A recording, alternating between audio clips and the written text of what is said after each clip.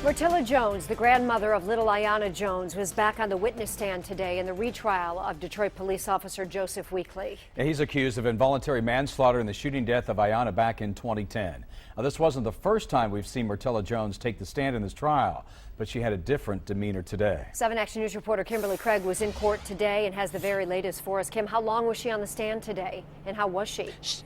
She was only on the stand for about an hour and a half or 2 hours, and she came across very calm and settled. This as prosecutors could be getting ready to rest their case.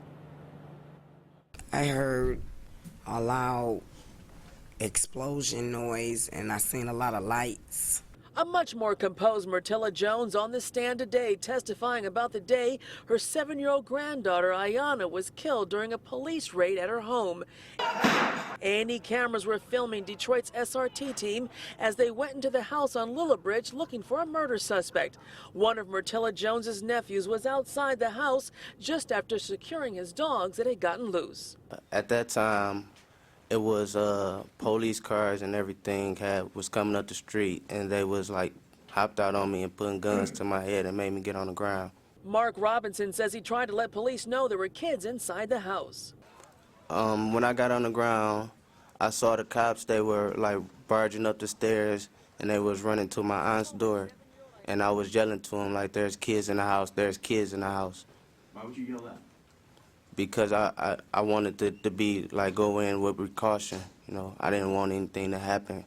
Aiyana Jones says as soon as the stun grenade came crashing through her front window, she rolled off of the couch and onto the floor. I'm laying on the floor, and as soon as the door opened, I heard a shot go off, and I seen Aiyana. I was asking the police, don't come in like that, because I have grandchildren in the house, and to let me get my grandbaby off the couch. Before I could get anything out my mouth, Aiyana had been shot. Officer Weekly's defense is that Aiyana Jones grabbed or somehow hit his submachine gun, causing him to pull the trigger. Aiyana Jones says she never came close to him, and prosecutors pointed out to the jury that Aiyana Jones was not handcuffed by police right away.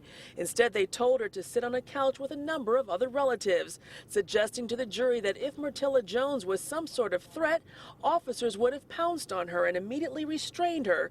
The arrest came a short time later. I was thrown against the house and put in handcuffs. They said, "You're under arrest." And prosecutors may call another witness to the stand in the morning before resting their case, and then we'll find out if Officer Weekly will take the stand in his own defense this second time around. Reporting live in downtown Detroit, Kimberly Craig, 7 Action News. All right, Kim, thank you. Jesse Matthew, the man in custody